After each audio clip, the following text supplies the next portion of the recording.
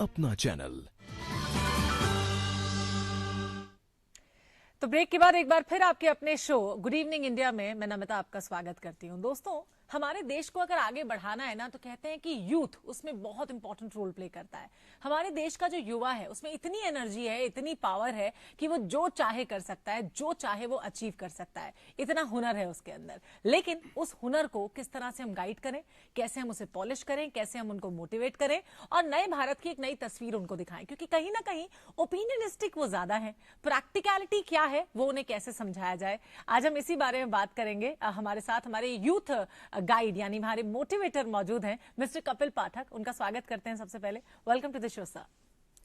सबसे पहले तो मैं आप सभी लोगों को नमस्कार करना चाहूँगा और दूरदर्शन को भी मैं नमस्कार करना चाहूँगा कि आप लोगों ने मुझे प्लेटफॉर्म दिया कि मैं लोगों से मिल सकूं और अपने ओपिनियन उनके सामने रख सकूं। It's a pleasure to invite you sir. सबसे पहले मैं आपसे ये जानना चाहूंगी, जैसे मैंने बात की कि हमारे देश का युवा हमारे देश का फ्यूचर है। मतलब अगर हमें भारत को एक नई तस्वीर उसकी दिखानी है किसी को भी, या फिर हमारे जो प्राइम मिनिस्टर साहब हैं श्री नरेंद्र मोदी जी, उनका कहना है कि उनको सोने की चिड़िया जो पहले कहा जाता था भारत को, वो वापस लाना है। अगर वो हमें करना है तो देश का युवा उसमें बहुत इंपॉर्टेंट रोल प्ले कर सकता है। उसके लिए सरकार की तरफ से भी बहुत स्कीम्स हैं जो उनको गाइड करती हैं, मोटिवेट करती हैं। बट आपके हिसाब से उनके लिए नई तस्वीर नए भारत की क्या होनी चाहिए? बिल्कुल, इसके लिए मैं आपको एक छोटे से एग्जाम्पल से शुरुआत करना चाहूंगा कि एक फुटबॉल का ग्राउंड है जी, और उसमें बहुत अंधेरा है। अब मुझे फुटबॉल के ग्राउंड में उजाला चाहिए, वो संभव नहीं हो सकता एकदम से। तो मैं क्या करूंगा, सबसे पहले एक बल्ब को जलाऊंगा।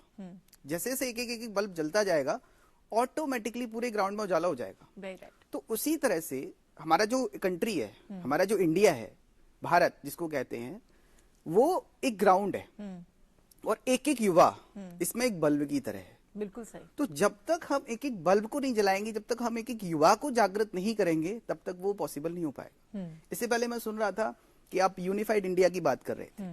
तो यूनिफाइड इंडिया का मतलब, ऐसे अगर हम बात करते हैं, हमारा जो इंडिया है इतनी संस्कृति इसमें है, काफी कल्चर हमारे पास अवेलेबल है, हम तरक्की भी कर रहे हैं। जैसे कि अभी मैं पढ़ रहा था कि हमारे 125 पॉपुलेशन, जो करोड़ पॉपुलेशन है, उसमें 65% जो है वो युवा हैं। और आज के टाइम में अभी जो मानुषी जी ने मिस वर्ल्ड का भी खिताब जीता है। उसके अलावा गीता फोगट जी ने हमारे रेसलिंग में जीता है। तो ये जो यूथ है ये बाहर आ रहा है, हमारी कंट्री का नाम रोशन कर रहा है।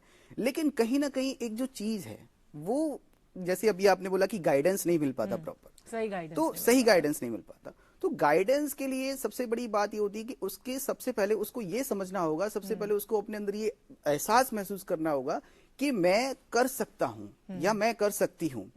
अगर मैं कोई कार्य करना चाहता हूं तो सबसे पहले मेरे अंदर एक कॉन्फिडेंस होना चाहिए कि यस आई कैन, कि मैं कर सकता हूं। विल पावर स्ट्रांग होना एग्जैक्टली। वो जब तक सेल्फ कॉन्फिडेंस अपने अंदर नहीं होगा, अगर हमारे सामने बहुत सारी चीजें रख दी भी जाए तो नहीं हो पाएंगी। इसका एग्जाम्पल मैं देखता हूं कि हम जिस सोसाइटी में रहते हैं, हम जब बच्चे होते हैं तो तरीके से हम सीखते हैं, नई नई चीजों को एब्जॉर्ब करते हैं। चलना नहीं आता, चलते हैं, गिर जाते हैं, लेकिन फिर भी कोशिश करते हैं हम पर उस वक्त यहाँ पे मैं आपको रोकना चाहूंगी, हम सॉरी, कि उस वक्त हमारा हाथ पकड़ने के लिए कोई होता है, लेकिन बड़े होने के बाद ऐसा नहीं होता है। बिल्कुल है ना? तो इस मामले में मैं आपको कहना चाहूंगा कि ऐसा नहीं है। बड़े होने के बाद भी हमारा हाथ पकड़ने के लिए है, जिसको कि हम कहते हैं, जैसे ग्रेटिट्यूड, हमें बस उसके प्रति अपना ग्रेटिट्यूड एक्सप्रेस करना है।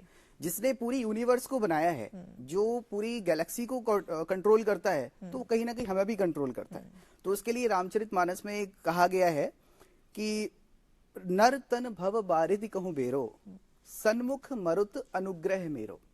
यानी कि ये जो तुम्हारा मनुष्य शरीर है, ये शांति पाने का बहुत बढ़िया साधन है। और उसके अंदर ये जो ब्रेथ आपके अंदर आ रहा है, ये जो श्वास आपके अंदर आ रही है, ये मेरा सबसे बड़ा तेरे ऊपर आशीर्वाद है। अगर तुमने इस श्वास को पहचान लिया, क्योंकि जब तक श्वास हमारे अंदर है हमें डरने की आवश्यकता नहीं है, क्योंकि हम सब कुछ कर सकते हैं। और जिस दिन इसका आना जाना बंद हो जाता है, उस दिन हम कुछ नहीं कर सकते। हाँ, और वैसे भी कहा जाता है कि जो देश का यूथ ही क्यों, मैं तो कहूंगी कि सबके अंदर एक छुपा हुआ टैलेंट जरूर होता है, जिसको अगर बाहर निकालने की कोशिश की जाए तो वो बाहर जरूर आता है। बट देन अगर मैं सिर्फ यूथ को लेके चलती हूँ तो वो काफी स्ट्रेस्ड आउट रहते हैं, बहुत प्रेशर उन पे रहता है। चाहे मैं पढ़ाई लिखाई की बात करूं या फिर मैं एम्प्लॉयमेंट की बात करूं, हमारे देश में तो बहुत सारा अनएम्प्लॉयड यूथ भी हम देखते हैं जो नौकरी की तलाश में रहता है, नौकरी नहीं मिल रही है, और भी बहुत सारे टेंशन रहते हैं लाइफ में, जिसकी वजह से वो खुद को आगे नहीं बढ़ा पाता है। आप लोग उन्हें किस तरह से मोटिवेट करते हैं और आप क्या करते हैं उस दिशा में? बिल्कुल, हम लोगों को हेल्प करते हैं कि अगर आप डिससेटिस्फाइड हो, हम सबसे पहले कारण जानते हैं कि आप क्यों अपने What is the reason stress feel behind कर that? रहे हो। बिल्कुल सही। अभी जैसे आपने बोला कि अनएम्प्लॉयमेंट काफी है, तो उस वजह से दिस लोगों is just an example. Exactly तो उस तरह से बहुत सारी सिचुएशंस लोगों के सामने होती हैं, लेकिन मैं ऑब्जर्व करता हूं, मैंने एनालाइज किया है कि वो सिचुएशंस आई कहां से। आई कहाँ से, राइट। जब मैं 2 साल का कपिल था, आज मैं इतने बड़ा हो गया, जब मैं 2 साल का कपिल था तो मेरे ऊपर इतना प्रेशर नहीं था, तो मेरे को टेंशन क्यों नहीं होती थी, आज मुझे इतनी टेंशन क्यों हो रही है, तो मैंने इन चीजों को एक्सेप्ट किया है। तो थोड़ी देर के लिए इस वजन को छोड़ दो। पर बचपन में तो सोचने समझने की क्षमता उतनी नहीं होती ना, बड़े होने के बाद हो जाती है। बिल्कुल, तो उस सोचने से अभी आपने जो हमारा डिस्कशन स्टार्ट हुआ था कि गाइडेंस की बात, Right. प्रॉपर हाँ गाइडेंस, जी। तो मैं उसी बात को यहाँ लेके आना चाहूंगा कि सोचने समझने की जब शक्ति आपके अंदर आई, तो कुछ ऐसा सोचो कि वो आपके लिए फ्रूटफुल हो, ना कि लिए आपके लिए परेशानी बन जाए। तो आजकल हम उन चीजों को ज्यादा सोच रहे हैं जो हमारे लिए डिसीज का कार्य कर रही है, बिल्कुल जैसे सही। कि स्ट्रेस हो गया। अरे स्ट्रेस की बंदा दुखी क्यों होता है, मैं ऐसे डिस्कस कर रहा था तो एक पर्सन ने मेरे को बोला कि सर मैंने एक ख्वाब देखा था कि मैं इंजीनियर बनूं, लेकिन मैं नहीं बन पाया, डिससेटिस्फैक्शन की वजह तो से। डिससेटिस्फैक्शन। तो मैंने उनको बोला कि दैट वाज अ ड्रीम, वो एक तुम्हारा ड्रीम था जो कंप्लीट नहीं हुआ, तुम डिससेटिस्फाइड हो गए, दूसरा ड्रीम सोच लो। और सिर्फ ड्रीम ही तो आपने सोचा था, ऐसा तो नहीं कि कहीं आपने स्टैम्प पेपर पे लिख के किसी को दिया हो नहीं मुझे बनना है, ऐसा तो नहीं था। दैट वाज अ ड्रीम, नहीं हुआ, दूसरा ड्रीम सोच लो। But why to dissatisfied. अपने जीवन के अंदर आशाएं सोचो, ना कि निराशाएं, क्योंकि निराशाएं अगर सोचोगे तो आपका दिमाग कार्य करना बंद कर देगा। बट देन यहाँ पे एक चीज मैं कहना चाहूंगी, आशाएं और निराशाएं, इनसे ही हमारी जिंदगी आगे बढ़ती है। तो अगर आशा है तो निराशा भी है, वो साइड बाय साइड चलती हैं। बट देन जो हमारा मेन आज जो चर्चा का विषय वो ये है कि हम कैसे हमारे यूथ को गाइड करें, इंस्पायर करें, मोटिवेट करें, ताकि वो उनको एक न्यू इंडिया दिखे, मतलब एक नया भारत दिखे जिसमें वो लोग साथ मिलकर अगर काम करें तो भारत आगे बढ़ सके। तो आप लोग मतलब आपकी नजर में क्या है वो चीजें जिनसे यूथ को आगे बढ़ाया जा सकता है? सबसे पहले यूथ को ये समझना होगा कि मेरे पास अपॉर्चुनिटीज बहुत हैं, Okay. क्योंकि मेरी लाइफ बहुत है। आज के टाइम में अगर मैं बात करूं तो मेरे पास डिजिटल एरा है, पहले डिजिटल एरा नहीं था, तो जितनी अपॉर्चुनिटी आज के टाइम में हमारे पास अवेलेबल है उतनी पहले के टाइम में अवेलेबल नहीं थी। तो जब मेरे पास अपॉर्चुनिटीज भी अवेलेबल हैं, मेरे पास माइंड भी अवेलेबल है, तो मैं आगे क्यों नहीं बढ़ पा रहा हूँ। द थिंग इज कि निराशा मेरे अंदर कहीं ना कहीं घर कर गई है। Okay. तो सबसे बड़ी बात है कि उस निराशा को दूर उस करो, डर को निकालना होगा, उस डर को निकालो, अपने अंदर सेल्फ कॉन्फिडेंस लेके आओ। कोई बात नहीं, अगर एक चीज आगे नहीं बढ़ी तो दूसरी अवेलेबल दूसरी है, बढ़ेगी। तीसरी अवेलेबल है, क्या पता उससे अच्छी अवेलेबल हो। अब जैसे बहुत लोग एग्जांपल देते हैं, जब ये बल्ब बना था या स्टीम इंजन जब बना था, तो उसने जिसने भी इसका इन्वेंशन किया था वो कितनी बार फेल हुआ था। तो इसका मतलब ये तो नहीं कि उसने बनाना बंद कर दिया हो। तो ये चीजें नहीं होनी चाहिए। कोई बात नहीं, पानी जब हम निकालते हैं नल में से, एक बार नहीं आता, दोबारा पंप करते हैं, तिबारा पंप करते हैं, चौबारा पंप करते हैं, बट अपनी प्रैक्टिस को छोड़ते नहीं। वो ऐसे ही नहीं कहा जाता ना, फेलियर ज्यादा वे टू सक्सेस। एग्जैक्टली, तो यही बात है, अपने अंदर जो निराशा का भाव है उसको दूर करो। जो आपने सपना देखा, सपना पूरा नहीं हुआ, कोई बात नहीं, दूसरा सपना देख लो, बट अपने अंदर से निराशा के भाव को दूर करो और ये महसूस करो कि जो पूरी सृष्टि को बना रहा है वो आपके अंदर विराजमान है। जब वो आपके अंदर विराजमान है तो फिर आपको निराश होने की आवश्यकता नहीं है। बिल्कुल सही कहा। लेकिन हम देखते हैं कि कई जगह हमने देखा है कि मोटिवेशन के तौर पे सिर्फ लेक्चर्स दिए जाते हैं यूथ को, या फिर मतलब उनको पढ़ाया जाता है या थ्योरेटिकल नॉलेज दी जाती है। प्रैक्टिकलिटी की अगर बात करूं तो वो कमी नजर आता है। आपकी नजर में प्रैक्टिकल होना यूथ के लिए कितना इंपॉर्टेंट है, खुद को मोटिवेट, गाइड, मतलब मैं कहूंगी इंस्पायर करने के लिए? बिल्कुल, बहुत अच्छा क्वेश्चन है। ये इतना जरूरी है जैसे एक प्यासे को पानी देना।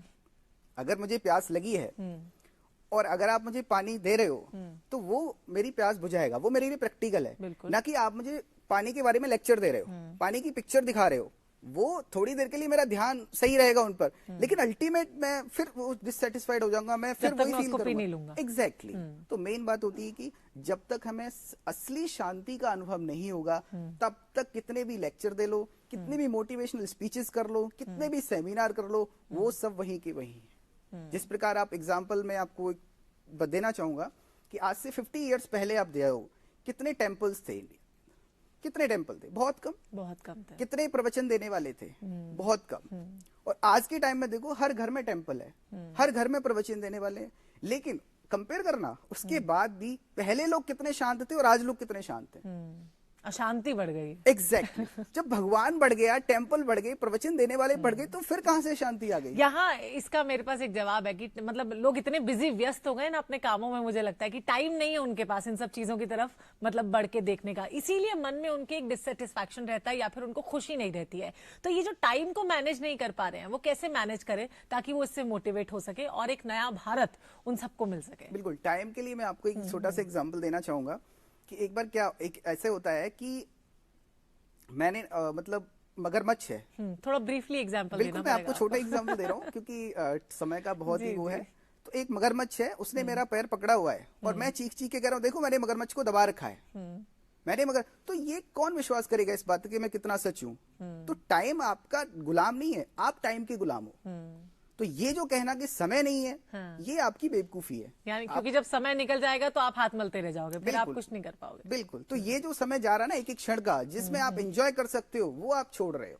बिल्कुल सही, और अभी भी समय जाता ही जा रहा है और मुझे बड़ा मतलब अच्छा नहीं लग रहा है आपको थैंक यू करते हुए, और इतनी सारी अच्छी बातें आपने कही। आई एम श्योर कि यूथ ने अगर हमारे शो को आज के देखा है गुड इवनिंग इंडिया को, तो वो जरूर मोटिवेट होंगे, बहुत इंस्पायर होंगे और आगे बढ़ने की कोशिश खुद से करेंगे, और हाँ yes I can do it का जज्बा उनके अंदर जरूर आएगा। Thank you so much sir for coming and talking to us. Welcome, thank you very much. हाल इतना ही।